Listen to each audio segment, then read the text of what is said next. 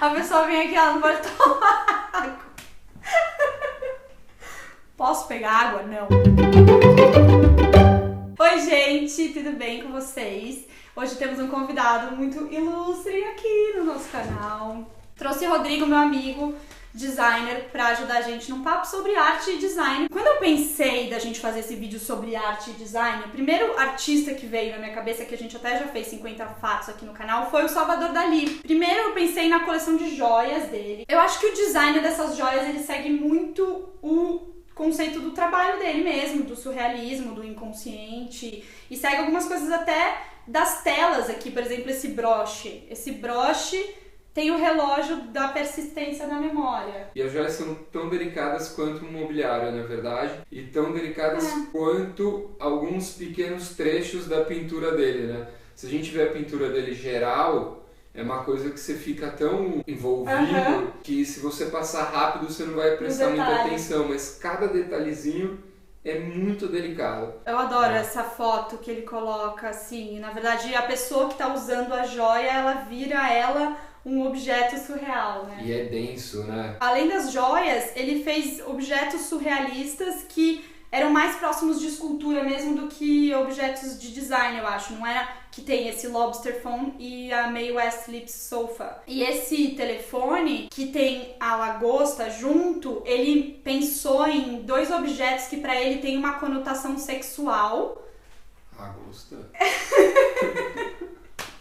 Juro, Lio. Não, telefone tem. É, porque, tipo, sei lá, você fica com aquele charme pelo telefone, não sei o que, não tem uma conquista. O rabinho da lagosta tá no lugar onde ficaria a boca. No M Hall do Woody Allen, a cena da lagosta é uma cena... Lembra que eles estão cozinhando a lagosta tá viva, eles começam a se atrapalhar, mas aquilo vira uma diversão.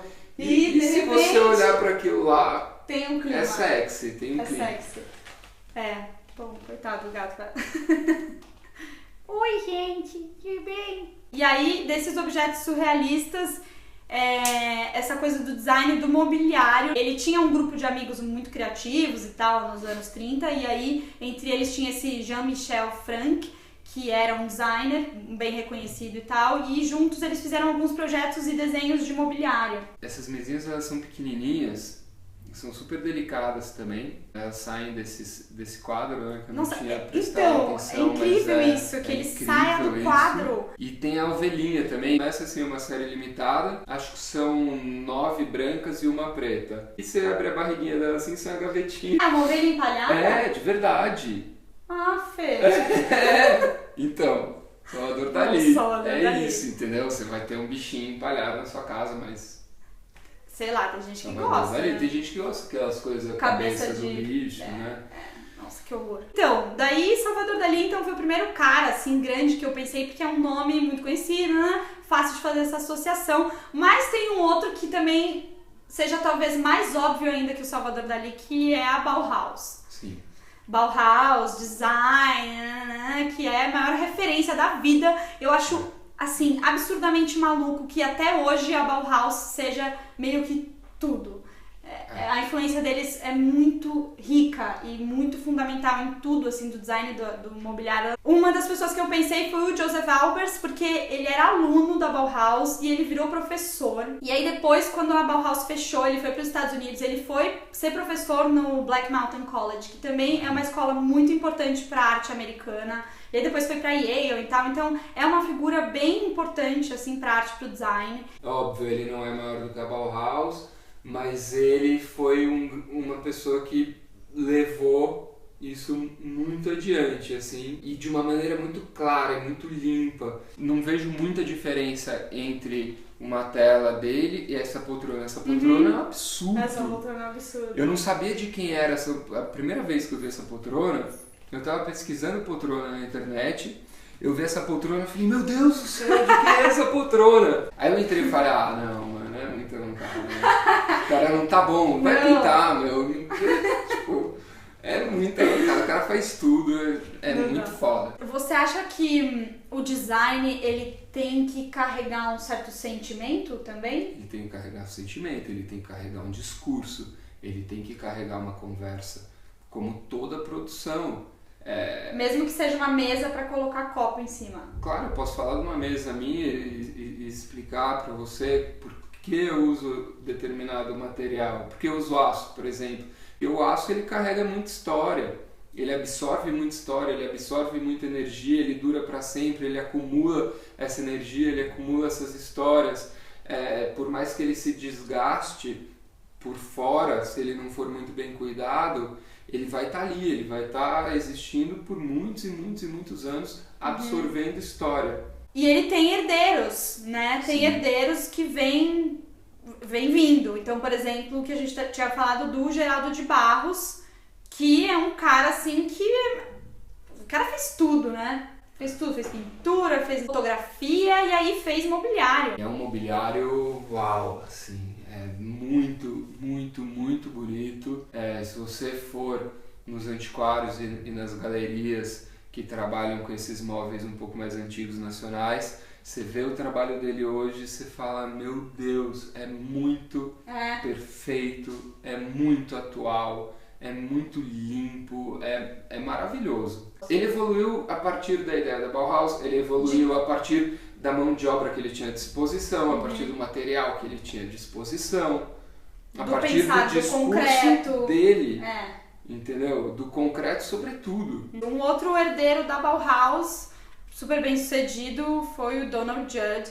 Ele tem aquelas obras minimalistas, né, que até parecem prateleiras, e aí ele produz mobiliário também, mas ele tem uma preocupação muito grande em diferenciar a arte do mobiliário, porque a arte é a arte, não tem uma função, o mobiliário não, o mobiliário é funcional e é uma cadeira que tem que ser uma cadeira. Você acha que pode ser um jeito de também deixar mais a marca na vida, aquela coisa de você se perpetuar? Então, porque as você minhas peças são em aço. E eu tenho um pouco essa satisfação de saber que, tipo, elas vão estar aí faz muito tempo. Talvez para um artista seja aquele negócio de... Porra, eu faço esses quadros ficam aí, essa obra fica aí. Ninguém usa essa porra. Meu, vou fazer um negócio pra pessoa usar, pra você sentar. Pra você comer em cima. Sabe? Um pai que ficou martelando na cabeça, você é inútil, você não faz nada, você fica aí pintando. Fazer um negócio importante, uma mesa. Eu fiquei pensando também se não tem uma coisa de querer entrar na casa das pessoas. Tipo, eu tô aqui, gente. Isso é legal, isso é a minha brisa também. Também? Porque você tá na casa. Gente, a casa é o lugar mais íntimo, assim, possível, que a pessoa tá ali vivendo toda a complexidade que é existir, ela tá na casa dela e de repente você tá lá, presente. Acho que também é uma onda isso daí. Eu dei pra Vivi de presente de casamento uma estante que tá na sala. E eu sei tudo que acontece na casa dela. Através da estante. Ela penetra pelos poros da estante e se conecta com você. Olha só. Mas eu acho que... Potência. Será que tem uma escuta naquele aço? Ettore Sottsass e Memphis Group. Eu tinha visto eles na coleção do David Bowie. Anos 80, super kit, né? Cheio de cor. É uma loucura, né? É uma loucura. Ettore Sottsass por si só é uma loucura. Memphis também é uma loucura. Eu gostei dessa frase que eu achei, que é um casamento entre a Bauhaus e a Fisher-Price. Me parece muito funcional, assim. É design art de novo, né? É muita cor. É muita coisa. Tipo, você ter uma peça do Memphis na tua casa, é assim, a pessoa entra e fala, nossa, o que é aquilo? Eu amei. O Ettore, ele fez uma máquina de escrever para Olivetti.